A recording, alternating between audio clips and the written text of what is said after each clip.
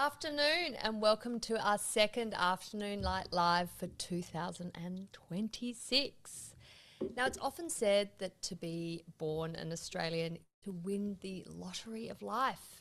But yet, over the last 2 decades, our civic culture, our democratic culture has felt increasingly brittle.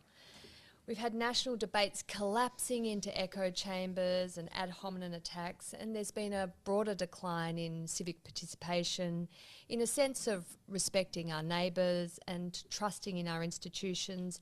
And there is, I think you'd agree, a sense that our social cohesion is declining. Well, in an echo of our modern day concerns, over 80 years ago, Robert Menzies said in the middle of World War II that our democracy is a living spirit that needs nurturing. It wasn't good enough to assume that Australia's democracy will just simply look after itself. It requires nurturing not only by our political leaders, but by the guardians of our institutions across the media, culture and education. Now, the urgency of this question of our quality of democracy was sharpened by events over the last few months. Of course, the massacre at Bondi, and then the violent clashes we've witnessed recently with the visit of Israel's president in Sydney and Melbourne. So today we're asking what would seem a deceptively simple question. What are the conditions for a successful democracy?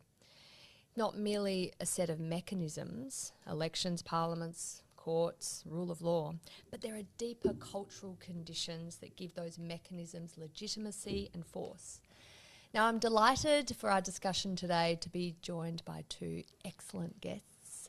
To my left, I have Lydia Khalil, who's a program director at the Lowy Institute, and she's been working on an exciting project on understanding democratic erosion. Welcome, Lydia. Thank you. And our own historian here at the Robert Menzies Institute, Dr. Zachary Gorman, who will draw on a recently written paper which we have here and I think has been distributed to those of you participating in the webinar on the conditions for a successful democracy. And this paper draws on a policy dialogue that both Lydia and Zachary participated in June last year. So welcome, Zach. It's good to be back. Now, as always with our Afternoon Light Lives, I'll have 30 minutes of discussion with our guests before opening up to your questions from the live audience online. If you are here in person, and welcome to you all, you've had the opportunity to submit your questions beforehand, and we'll have 30 minutes of those questions afterwards. So if you are online, there's a Q&A box at the bottom of your screen, so put your questions in there and I'll receive them somehow, some way on my phone here. So Lydia, I'm going to start with you. A quick, simple question, I think. How would you judge the current health of Australia's democracy in 2026? Well, key question, obviously, Georgina, and thank you for having me to talk about this stuff.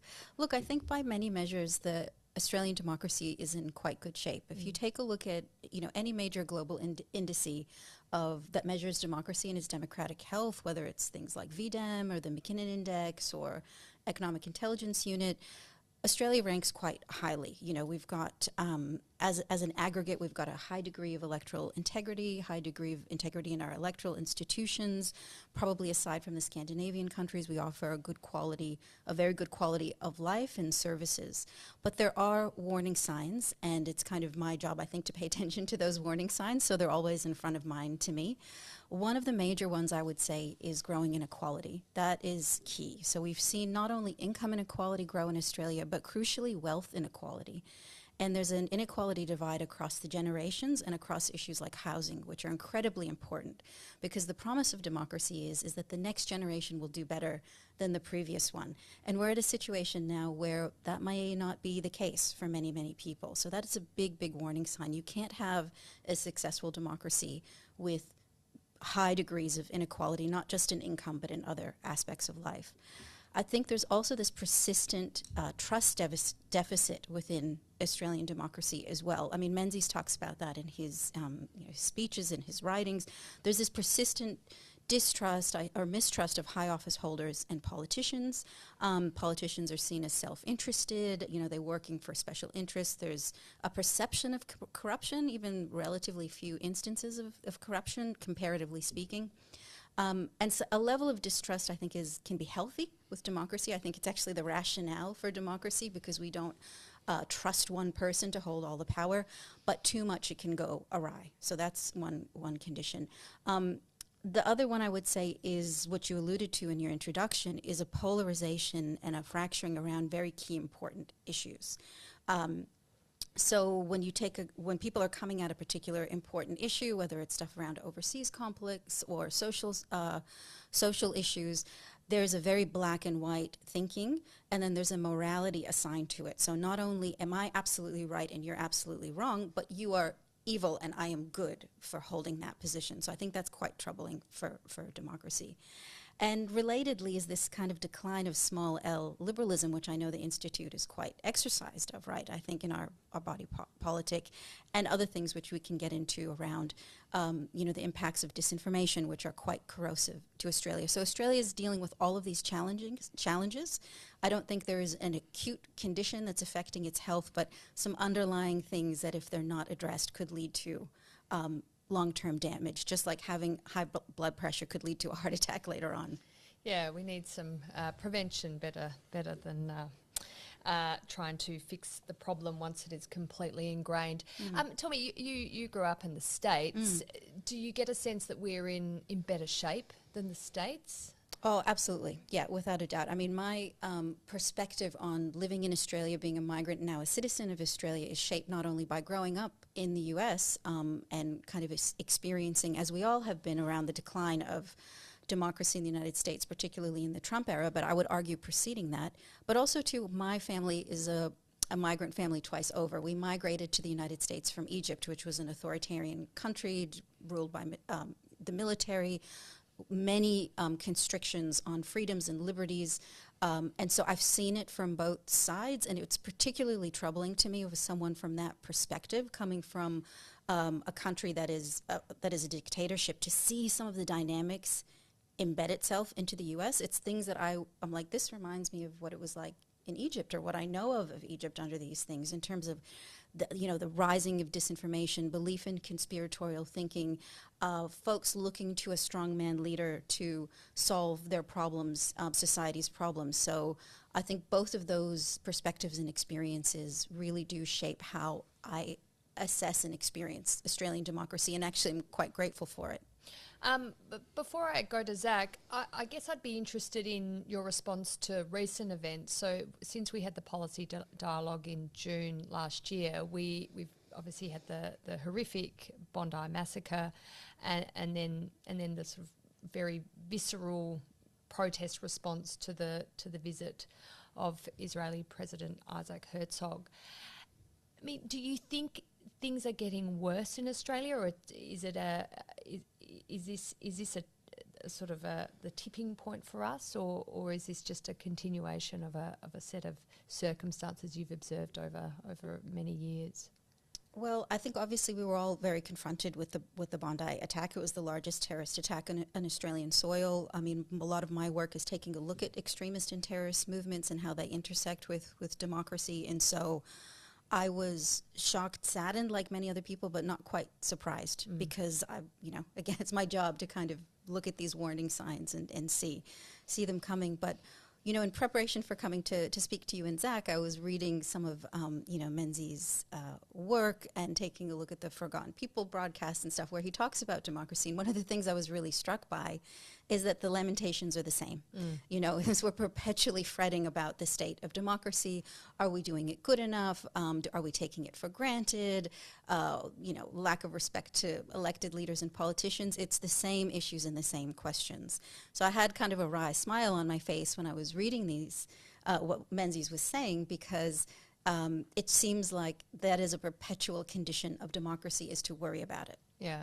It's like a good marriage, though. You've got to constantly work at it. You've got to constantly work at your democracy. Yeah, democracy is never consolidated. It's not an end state. It's a practice. Yeah, and that, I guess, is the era of the 90s.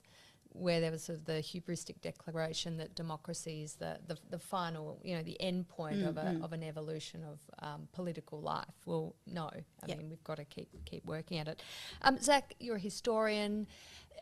Australia is said to be, I think, the oldest modern democracy, but it obviously has its flaws. Can you give our audience a sense of the historic roots of Australian democratic culture? What makes Australia's democracy quintessentially Australian? Well, I think it is interesting that it has always been about that sort of search for distinctiveness in some ways. So modern Australia, of course, started as a British transplant. So we got a lot of our institutions and political culture from Great Britain. So it became what's distinctive, what actually differentiates our political culture from Great Britain. And the thing that was there from the outset is that we never really had a landed aristocracy. We always had high wages, high egalitarianism. The Chartists, who were basically really subdued in Britain itself, were able to have free reign here in Australia. So we had universal manhood suffrage from the 1850s, far earlier than Great Britain. We had female suffrage from the 1890s, one of the earliest countries in the world. The debate between us and New Zealand goes on, but they weren't technically a dominion when we had female suffrage. So we can claim... Should we give them Pavlova and we'll take female suffrage? Potentially. It is one of those debates. Yeah. And it should be even more quintessential to you as a South Australian because, of course, South Australia gets to claim the prize. Yeah. But even the way our constitution was set up was incredibly democratic. We had a system of constitutional conventions where all of the delegates were directly elected by each of the 6 Australian colonies, and then the constitution that they drafted had to be approved by referendum at each of the Australian colonies. So we were far more sort of deliberately democratic in how we were set up than, say, somewhere like the United States, which in the late 18th century still had a lot of the ancient fears of democracy as being unstable and unwieldy, and that you needed a mixed constitutions of checks and balances because the people ultimately couldn't be trusted. Robert Menzies talked about this spirit that democracy was more of a culture, and we needed a democratic culture, a civic culture, rather than just institutions and mechanisms to facilitate it. What can you explain that? What he meant by that? And I think also, why was he worried in the middle of World War II? I mean, that might be an obvious answer to that question, but explain the circumstances. Well, it's World War II, but it's important to understand that World War II takes place on the back of the Great Depression. It's very different. People think that the two world wars are similar circumstances, but they're very different. In World War I, there was a lot of jingoism. There was a lot of the war's going to be over in a couple of weeks. It'll be this easy victory.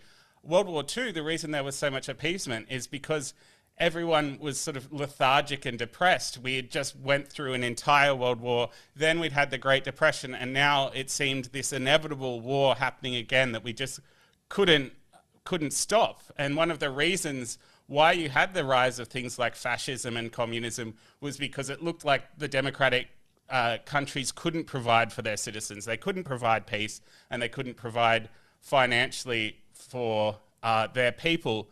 Menzies had an optimistic view because he was always a bit of a Whig. He had the Whig view of history, of the great battles that had gone into winning parliamentary democracy, how it had succeeded over the centuries. And he was confident that it could succeed again if there would be something of a civic revival. But he knew that what it ultimately needed, because the institutions were centuries old and they had evolved through the wisdom of time rather than some great architect who had all these brilliant ideas and set them up all at once, was that it would have to be a cultural revival. He used the metaphor of a musical instrument. You could have the most expensive, beautiful musical instrument in the world, but if you played it without knowing how to play it, and particularly without any sort of talent and inspiration, then you'd be nothing but an annoyance to all of your neighbours. You really have to have that spirit, that inspiration to make democracy work. Yeah. It's You've been undertaking, Lydia, a project called Understanding Democratic Erosion, and it's on the Lowy Institute website now, and I'm sure we can share that in the chat. You've identified factors that erode faith in democratic institutions, and you've used a systems analysis to look at this. Can you give us an explanation of what are the things that erode democracy? Sure. Well, if I could be presumptuous and say, I think when people who are trying to understand declines in democracy, I think make two very common errors. So one of them is trying to pinpoint one factor or a set of factors that lead to democratic decline. And I think the other one is that we conceive of democratic decline as linear or cause and effect.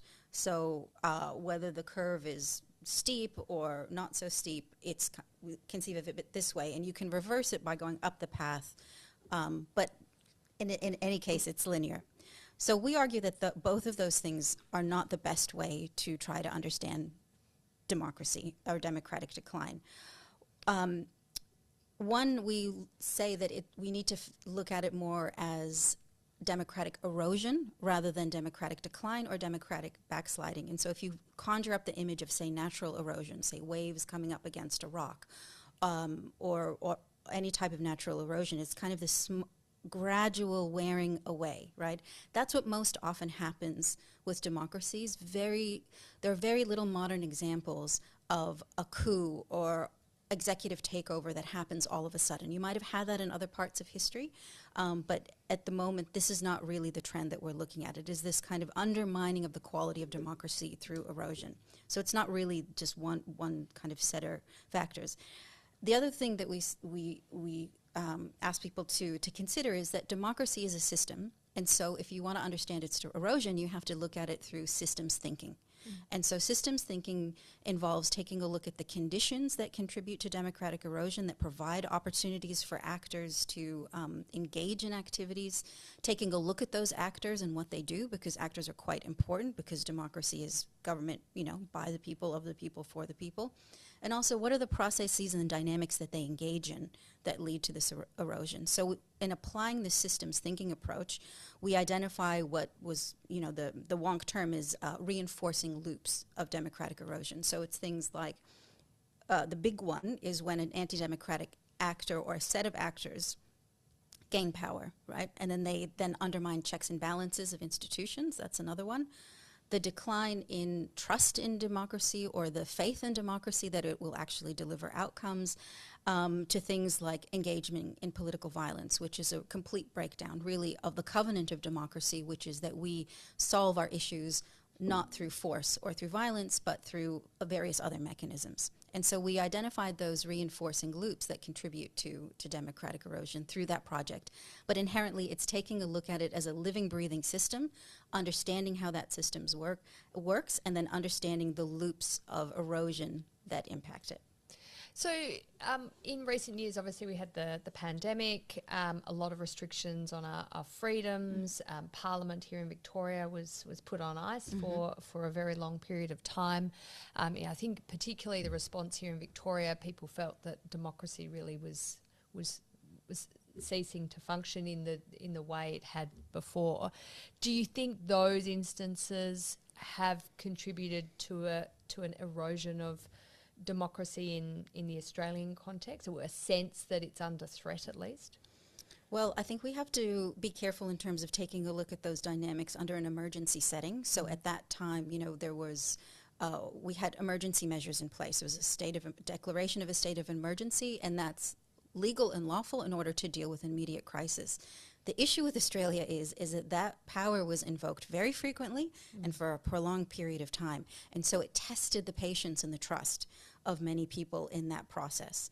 And so I think we're seeing a lot of the after effects of that, and a large hangover, I think, from the COVID days, again, to these dynamics around trust in institutions, the intentions of our political leaders, and also in the rise of disinformation. We saw a huge explosion in mis and disinformation during those COVID pandemic years that we experienced, and also an increase in this growing anti-government, anti-establishment, anti-institutional sentiment, which is coming out in various ways. It could be on the extreme end of the groups and movements that I study that espouse violence and conspiracy against government, toward a kind of a disillusionment with the two-party system where people are looking for independents and third parties to shake things up. And so you've got a whole spectrum of responses to that hangover of what happened. Did you see a sharp downward trend in trust in institutions through that COVID period? Was there a sort of a correlation, do you think, of restriction of liberty and people starting to think, I don't trust these guys in charge, it's, there's something wrong here?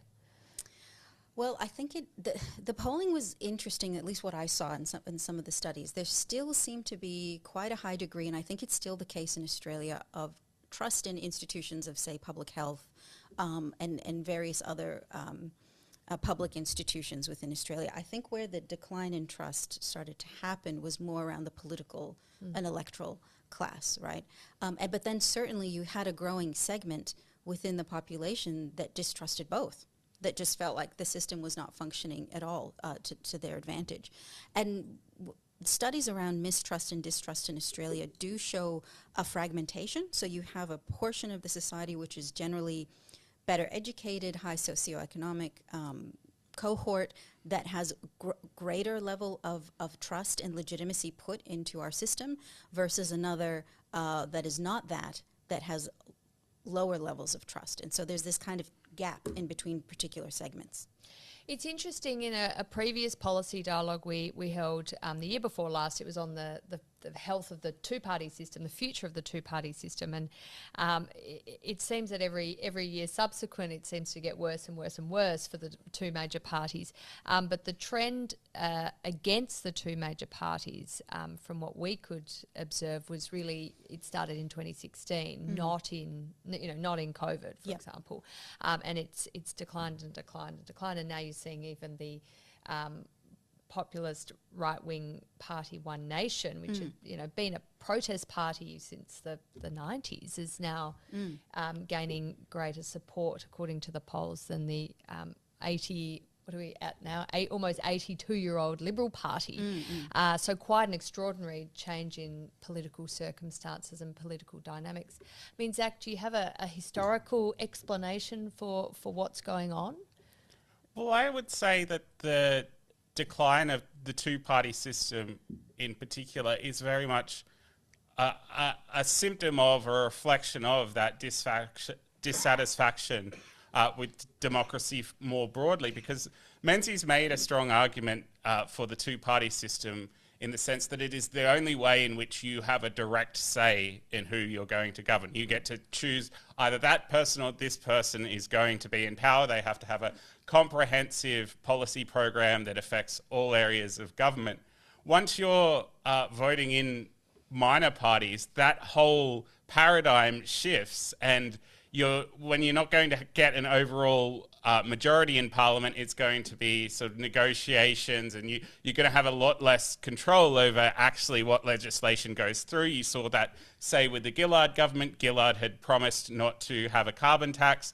She gets into a minority government situation. It becomes one of the negotiating tools, and that created a lot of the real vitriol against Gillard. So these things have happened before.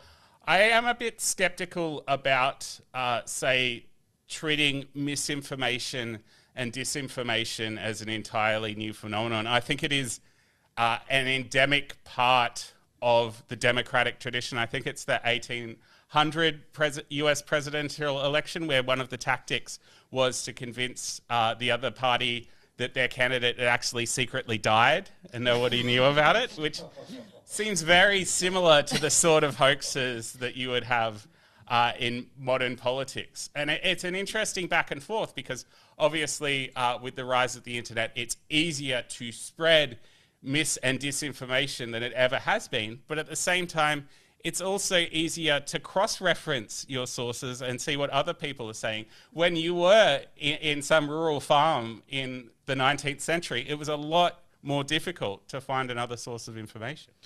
Lydia, it's often said that the system of voting we have here in Australia, so it's compulsory and preferential, that it drives the centre, right? We end up with very centrist politics, so centre-right, centre-left, but none of the extremes. Now, we haven't had an election, of course, since these really bad polling figures for the coalition parties, at least. Not so bad for Labor, although still pretty bad for Labor, let's be honest. So who knows where it'll end up on election day in 2020? 25 election, so 2028. But I mean, tell me, do you think that the system here does drive a sort of more centrist polity, or are we seeing that the erosion of the two-party system is going to drive results that are quite divided, a nation very much divided? Yeah, look, I think it still does. I think it still does drive to the center. I think if you contrast that to the United States, for example, because there's no compulsory voting, there's a huge impetus in terms of candidates to get people out to vote. And so how do you do that? It's you appeal to your base. And who's your base? It's the people who are most exercised of an issue, the ones who will oftentimes take very strident positions on particular things.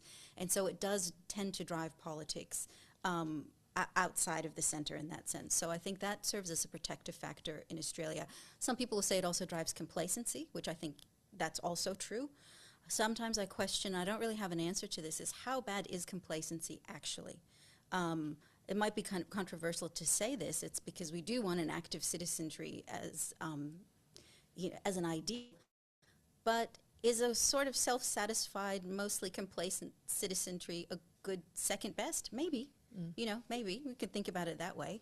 And again, the preferential system does make it more difficult for these minor parties to gain a hold into power. But the other point with the minor parties as well, too, is that at them as a corrective, as an important signaling to what it is that they want to communicate to our elected leaders and politicians. And so I think that that's important.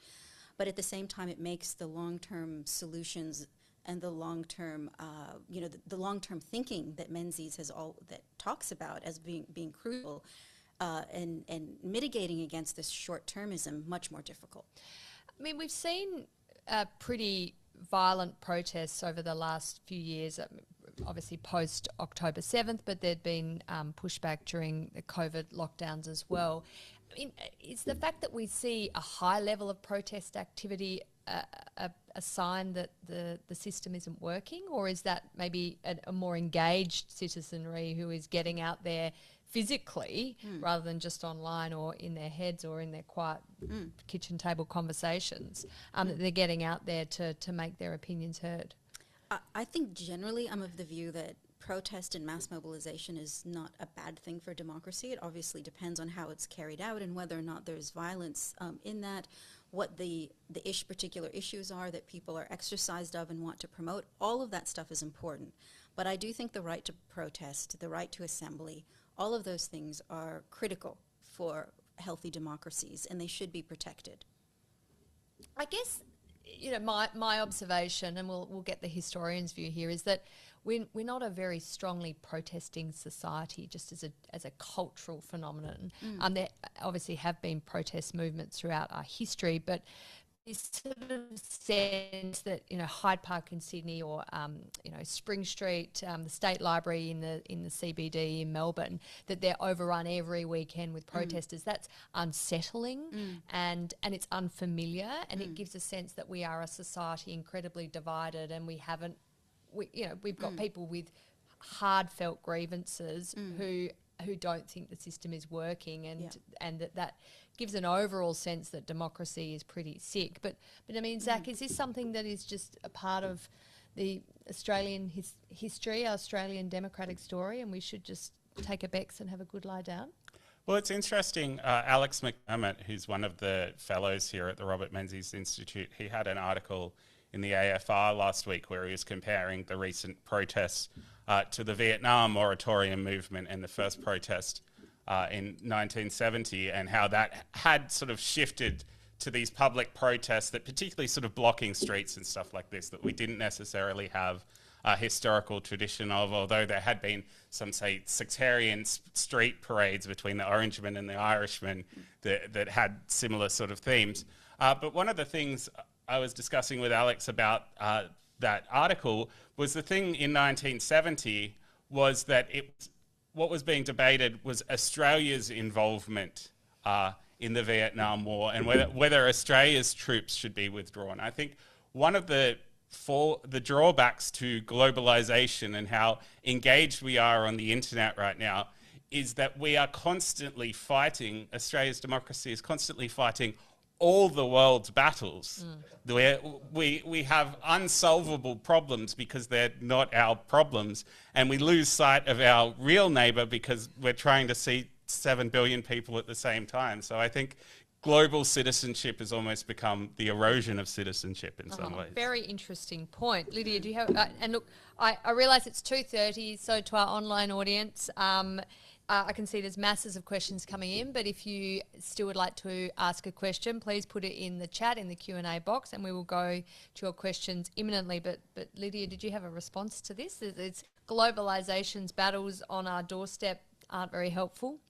Well, I was struck by a couple of things that both you and Zach were saying and what that prompted me to think about. The way that you were framing some of the protests gets to the heart of this issue in democracy around competing rights, right? And how do we balance people's competing rights? How do we balance security versus expression? How do we balance minority rights versus what is good for the greater whole? So I get it all. That gets to a really important key aspect of democracy that is part of the struggle of democracy. And I think Zach's point is interesting. And it goes to also your point, Zach, about the issues around disinformation. Absolutely right. Lies, rumors, innuendo have been part of the human condition forever, right? I think now what we're seeing is both the scale and the speed and the economic incentives around particular platforms that have contributed to this issue around information and disinformation as being particularly acute. And I just point to say... So as in... dodgy information makes good clickbait, which makes the tech companies more money. And yes, we're all operating on the attention economy.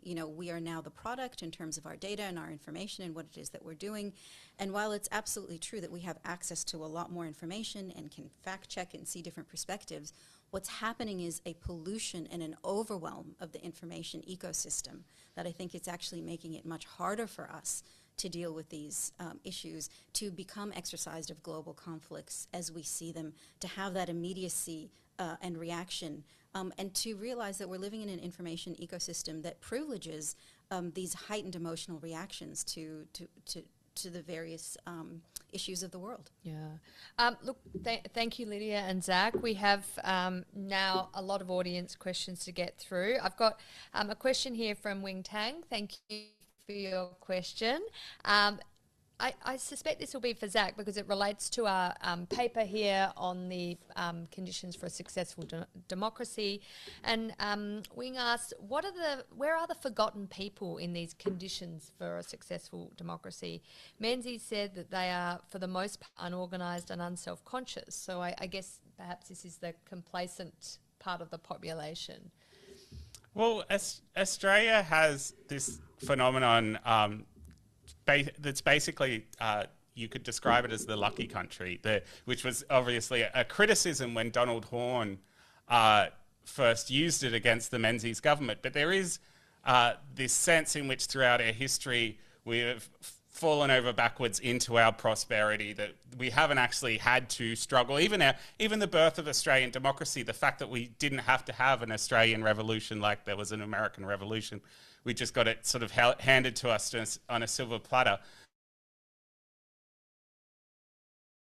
Get engaged when things are going wrong, and it's a lot of sort of finger blaming and pointing at who we can scapegoat. But Menzies made a really important point about having a sense of personal responsibility about Australian democracy, that if we're the ones who are responsible for electing our leaders, then the flaws of Australian democracy are ultimately a reflection on us. We're the ones voting short-termism. We're the ones voting for our own self-interest at the ballot box over what might be in the long-term interest of the country as a whole. And that is why Menzies' focus was very much on cultural change, because democracy relies on these things that you can't compel. You can't compel people to buy into the system. You have to inspire people to buy into the system. Yeah, and of course education was part of it too. Menzies was very committed to fostering an educated nation because he wanted people to be able to think critically, not just take whatever the government told them as truth. But perhaps, you know, it comes back to bite. And they always say we always get the leaders we deserve. So maybe there's something in that. Did you have a response to that question, Lydia, about the sort of forgotten people in all of this? Where do they sit? I think Zach covered it pretty well, but I think it does kind of go to that heart of, you know, the issue that I brought up early on, which is around this inequality, this sense of growing inequality, and how do we address that in Australia? Yeah, yeah. I think that is it's a genuine problem that people don't have a sense that the best days are ahead of us. They're behind us. This is a question for you, Lydia, from Talal Raza, who's a PhD student at Melbourne Uni and here with us today. Talal, hi, thank you. Talal's an international student. He understands I hope you don't mind me quoting you, Talal. You understand very little about Australian politics. Well, hopefully we'll fix that today. How do you, Lydia, reflect on the findings of the report against the backdrop of the Bondi terror attack in Sydney, the increase in communal tensions and soaring popularity of the One Nation Party in some of the recent polls? Is Australia gradually heading towards populist isolationism?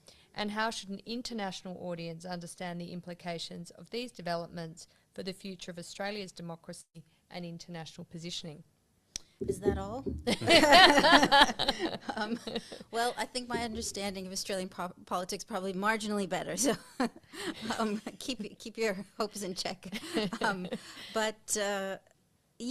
So you know, maybe we can talk about the issues around populism and whether Australia might be going that way. Look, can you define populism? Because I guess there's a danger. I always think that you say something's populist when you don't agree with it. You think, you know, that's populist because it's not the sensible, right way of thinking, which is my way of thinking. So I think we need to be probably upfront in defining what.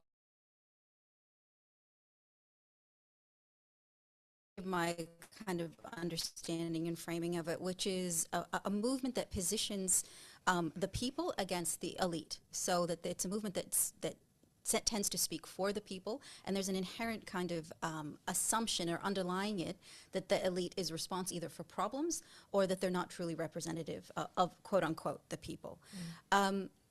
You talked, Georgina, and all the polls and the news now are talking about, you know, the rise of One Nation as a populist party.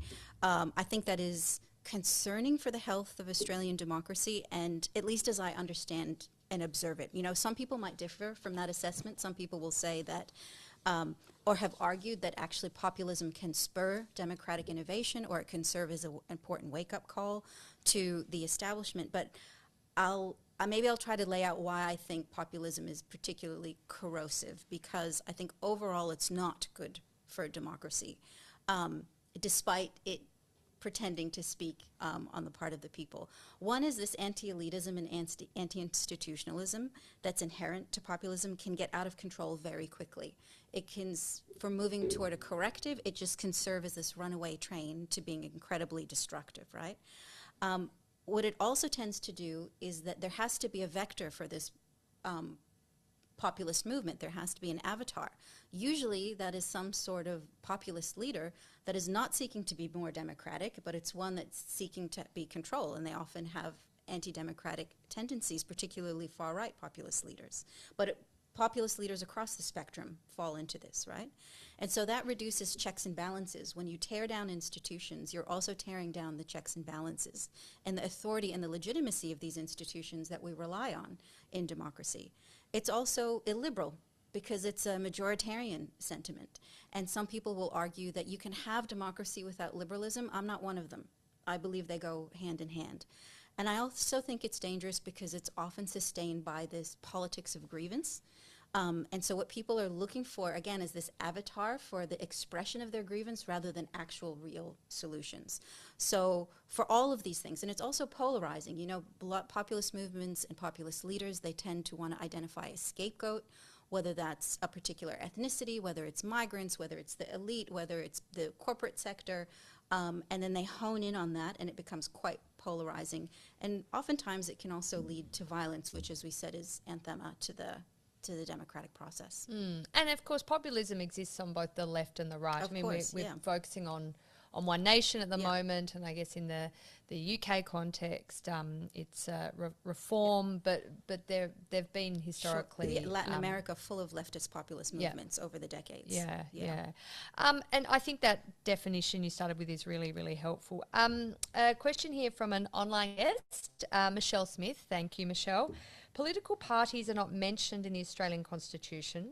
Do you imagine a future where politicians represent their communities rather than political parties? I think, Zach, you were slightly addressing this question already. You know, I mean, we didn't, way back when, there weren't political parties, really, were there? Yeah, well, Menzies in 43, where we did have what was then a record number of independents, and there was movements very much like the Teals, with the fraying of the United Australia Party, referred to it as a lucky bag system lucky of dip, lucky dip system of democracy, where you really have no control because you're just electing the individual, and then there's going to be all sorts of negotiations. We did have a system like that in early Australian democracy. From the 1850s, it became so clear that the Australian public wouldn't elect a conservative leader because conservatism was landed aristocracy back then, that everyone started calling themselves liberals, and you had like a real negotiation in Parliament because there weren't any hard and fast parties. I don't think that that's necessarily the solution, but one of the things we do have as a recommendation in the policy paper is that Menzies was a big proponent of actually increasing the size of the Australian Parliament and having electorates that would therefore be smaller and represent more tangible communities of interest. That helps with that connection that people feel between their elected member and their community, but it also allows for more diversity of views within the major parties themselves. And that is one of the things that Australia is notable for. We have one of the smallest Westminster democracies around, and therefore we have one of the most disciplined party systems around. You're not really allowed to raise an independent viewpoint, whereas you look at, say, the US party system with the size of Congress, there are a very diverse range of what it means to be a Republican or what it means to be a Democrat. Yeah, I mean, I think we've seen, and you're the historian, Zach, you can correct me if I'm wrong, less and less acceptance on the part of the Liberal Party for crossing the floor, whereas there had been traditionally a bit more latitude for MPs to cross the floor, particularly on sort of social conscience issues.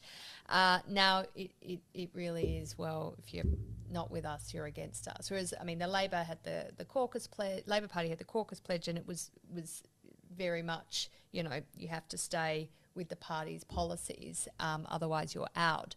And so I wonder if there's a sense that if you are voting for a member of the coalition in an electorate, you're not going to get a community representative, you're just going to get a major party representative, and there's a pushback against that. Oh, definitely. And you look at, say, Tim Wilson as the one example of where they did let a Liberal Party candidate have a bit of free range because they had a proven track record of already being an MP and the dividends that they were able to get from that. Whereas if you're a new candidate standing in a seat, let alone a seat that's like a traditional Labor seat, the main thing they want you to do is not cause any issues. They don't want you to sort of speak their mind because the Liberal brand is something that they need to protect. Thanks, Zach. I've got a question here from Jorge Ninnik, I think is how it's pronounced, but apologies if I have completely hashed that. One of our online guests. I suspect this is for Lydia. Thank you for all your inputs, Jorge says. Could you please expand on how growing social inequalities, the rich becoming richer, the increase of distance between the top, middle and bottom, is threatening democracies?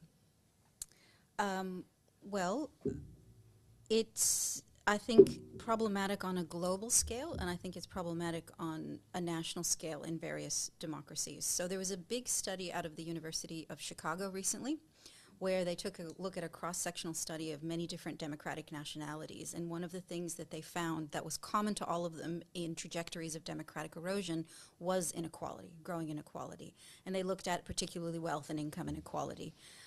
So that's a big one. And so the reasons of that are many. You know, we talked about them in our earlier conversations, where people don't feel like the promise of democracy is being fulfilled, which will offer them a good quality of life. And instead they'll start to turn to people who offer easy solutions, or they say, democracy is too complicated, too inefficient. Why don't we just have the system where we have, a business guy come and make all the decisions for us, or some strongman leader? It's much more efficient, and we don't need to worry about the inefficiencies of democracy and that whole cut and thrust of it. But it's also on a global level. We're seeing it as part and parcel of the excesses of globalization.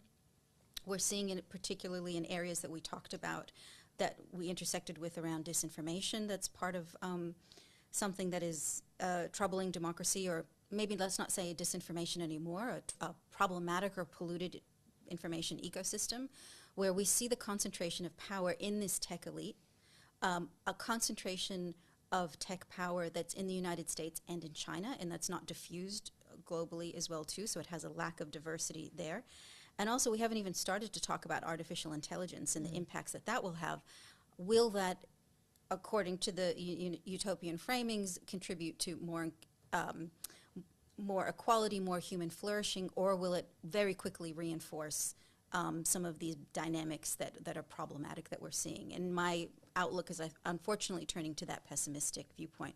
So inequality on lots of different levels that's impacting us on a global scale and on a national scale. And if you allow the connection as well, too, in terms of this kind of global elite, we're seeing how it feeds into conspiracy theories like, say, QAnon, where they say there's this global cabal, this global elite that is taking over the world, harming children. In pizza restaurants in DC. Yeah, so a crazy kind of conspiracy theory that's actually not crazy when you're taking a look at what's happening in the news right now, and you're seeing the release of the Epstein files. What it is showing, there is an unaccountable global elite, right? And so it's fueling kind of some of the crazier elements of this that are more damaging, and actually pointing to some very real dynamics around an unaccountability of global elite that hold a very strong concentration of power and wealth. Without getting too distracted by Jeffrey Epstein, and we've only got 13 more minutes of the Afternoon Light Live, but I mean, that whole situation is I think incredibly troubling on so many levels, but particularly this sense that the elite were getting away with something really rotten, criminal, but really rotten, and there were all these interconnected networks of business, politics, royalty, exploiting innocent young women, girls, some of them, and that this whole thing is just a we're just their playthings, and they do deals and get ahead. I mean, in the end, you can see the grievances. It's there's a legitimacy to them from this Epstein scandal that is no doubt feeding some pretty concerning decline in trust in our institutions and our political leadership. Yeah, and you see it in, say, the trajectory of, say, certain U.S. politicians like Marjorie Taylor Greene, for example. You know, she came into power, a populist wave through the QAnon movement, was very seized of the whole Epstein issue as well, too. And she's a very interesting kind of case study in how all of this really intersects. And it also points actually to the fallout that she eventually had with Trump over the Epstein files as well, too. So in one sense, she used it as a vehicle for her political engagement. On the other hand, she's also serving that instrument of populism that we just talked about, that is trying to pinpoint some very real issues that we need to be paying attention to. But it's got to be a wake-up call for elites too. Absolutely, they have to respond to the grievances of the not non-elites, for want of a better word, for everyday people, because there's a clear example of criminal, corrupt behaviour. It was part of a broader conspiracy, but there's quite a large element of truth in this. So, what's the elite response? Well, in the United States, it seems to be not very much accountability at all. I mean, if you take a look at the responses comparatively, say, with the US and the UK is melting down over revelations coming out of the Epstein files. The Prime Minister may have to resign. Right. Yeah. Whereas in the US, it just feeds into this lack of accountability of the elite, which is not doing anything good for American democracy. Thank you, Lydia. Stephen Wilkes. Hello, Stephen, in Canberra. Great to have a question from you. Please comment on the role of public education in sustaining democracy by preserving civic values, teaching cultural awareness. Is its importance overrated? And if not, what is the best way to teach these values and awareness? Who would like a stab at that?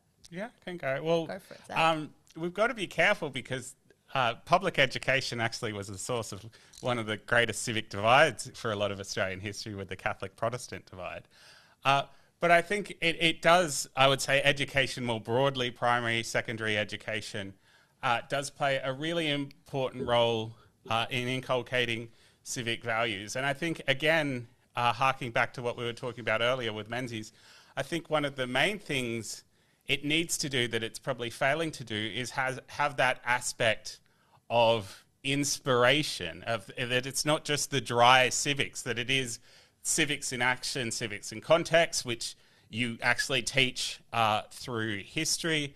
And Menzies was a big proponent of this idea of the great procession, that you celebrate people who have gone before you and what they've achieved, so you get a greater sense of your own moment right now, the obligations that are on you to pass something on to the next generation. And I think that legacy is really broken down with that generational divide that Lydia was talking about just before. This idea that people have given up on having kids because the whole paradigm that each generation will have a more enjoyable life than the previous one, that's no longer there. There is a real deep-seated crisis that cuts across everything. So it's not education alone without, improvements in living standards that are going to solve this, but it's an important component. Would you have a response to the importance of education in sustaining democracy? Yeah, of course, it's critical. I'm always banging the drum for more civics education in Australia. I think it's a huge gap. Are we doing it right though? Because I have two kids. You have two kids. Yep. You have two kids. Ours are at high school and late primary school. So that they do civics. There's a Canberra trip for some, or an online experience for others. There seems to be exposure to it, but I just wonder if it's effective. I don't think it's robust enough. If I compare it to my own civics education, it was something that was taught every year, and history was taught every year, and it was compulsory. So I think that Australian students might get a taste of it, but it's not robust or deep enough. And to Zach's point as well, too, that it's not just about the mechanics and the levels of government, although that's really important. I mean, the level of knowledge within the general public of that is shockingly low. But in addition to that, I think where Australia does have a gap is in terms of civil society and its function. There's a high degree still of engagement and volunteerism. All of that stuff is good. It's declining, but it's still there. But there is a sense in Australia that the government is responsible for a lot. That puts a lot of pressure on government and a lot of expectations. And so if you compare it to other democracies, there's a much more robust civil society sector that I think we need to work toward cultivating in Australia a bit more. Is that a result of an overly affluent society insofar as we pay a lot of taxes, so we have a government who can step in? And, I just think of like the local football club. It used to be completely funded by community members who would raise money through sausage sizzles and the like, the fundraiser with the big, red line and ratcheting up as they raise more and more funds towards the ultimate goal. And then, they'd build the new clubhouse. And like these days you go and you get your government grant in the upcoming election, and the government or the opposition will say, yes, we're giving $1 million for the, Malvern Football Club. And there you go, the candidate's elected, and there's sort of an element of transaction there, rather sort of dodgy. I mean, is there an expectation that government should just do all of this, and that we lose the sort of ties that bind at a community level when we allow government to step in? I mean, look, my personal view is I don't think they're mutually exclusive. I think one of our strengths and a strength of many, robust democracies is that you do have a strong social safety net and a strong healthcare system, lots of government support across all levels. All of that is important. But when I talk about civil society, it's more about not replacing what government can do, but augmenting it. I take a look at the field that I'm in, for example, in terms of taking a look at addressing extremism and violent extremism. In Europe and in the United States, there's a very strong, robust civil society sector that actually helps to address those issues. In Australia, we're very heavily reliant on government services for something like that. And there's an important role to play in all aspects, I think, of trying to make our democracy resilient that civil society can factor into and complement the government services and the social safety net that we have. Yeah. A question here from Caroline Solanes. Thanks, Caroline. To both of you. Does the research and reporting regarding this topic in your findings identify the presence and or an increase of AI as a form of expression and influence? So deep fakes, misinformation, disinformation. I think, Lydia, you probably have a response to that. Yes, I think, obviously with generative AI, it's kind of exploded at the moment. One of the things that I'm particularly concerned about is that we're trying to move so quickly in terms of the productivity and economic benefit of artificial intelligence. And no doubt that there will be some, but it's not balanced by, I think, a commensurate or appropriate level of safety around this. If you hear some of the stories of people who were working in the field, working, say, for Anthropic or, the Sam Altman and that released ChatGPT, for example, there are people who have stepped away with that because they felt that those platforms were moving too quickly, right? Yeah. And not ensuring safety. And I think that's something that really does concern me. And again, that concentration of power that we spoke to earlier as one that contributes to democracy. And I'm also concerned that we're going to live in a world where there will be an AI inequality divide, where it will benefit those who know how to harness it and use it, and those that don't, or don't have the education or the wherewithal to try to harness it in particular ways. So that'll contribute to inequality in that sense. And certainly with the information environment, we're seeing cases of deep fakes and exploitation. There was a big concern in 2024, the so-called year of the election, where we had many different elections take place across the world, that would be a big issue with deep fakes. We did see some of it, but not as much as we anticipated. So it's a wait and see. I am kind of on the pessimistic side of where this might lead, but nothing is definitive yet. Yeah, well, Zach, disinformation, misinformation, obviously pre-AI, in our history has, it's been a feature. We've seen it before. Yes, AI is moving faster and cleverer than probably historical examples, but can you give examples of how we've overcome misinformation campaigns in Australia? Well, a lot of it comes down to, obviously, sort of critical thinking skills and platforms and the ability to raise the other point of view. And I think that's where the Menzian angle on the whole AI issue comes up, is that the AI issue is not just that AI might produce some false information or make it easier to disseminate false information. The real problem with AI is that AI destroys our own critical thinking skills, because every time we have a hard intellectual task, we put it into ChatGPT and get it to provide us with the answers. I mean, you've got your mug there playing off of Menzies' quote about lifters and leaners growing flabby. Well, we're growing intellectually flabby the more we rely on AI. And I think that's going to be more difficult to overcome than just the false information itself. Yeah, I think that's a really good point. I feel it sometimes when I put things into ChatGPT and think, I could have thought about this, but I just am asking ChatGPT to do the thinking for me. Yeah. It's this kind of atrophy. But one of the things, too, I think that's particularly troubling, again, I say it's my job to bring up all the issues, the problems, is that it's not so much a matter of disinformation or misinformation or even deep fakes persuading us in a way that's manipulative. It's more so that it actually can more rapidly destroy our consensus reality.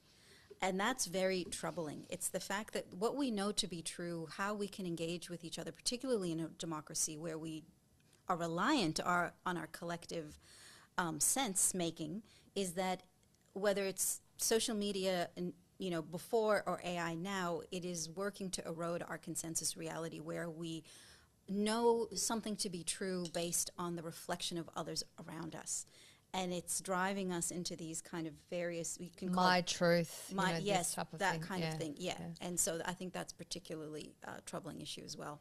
Yeah, I would completely agree. Ladies and gentlemen, that's all we've got time for today. This episode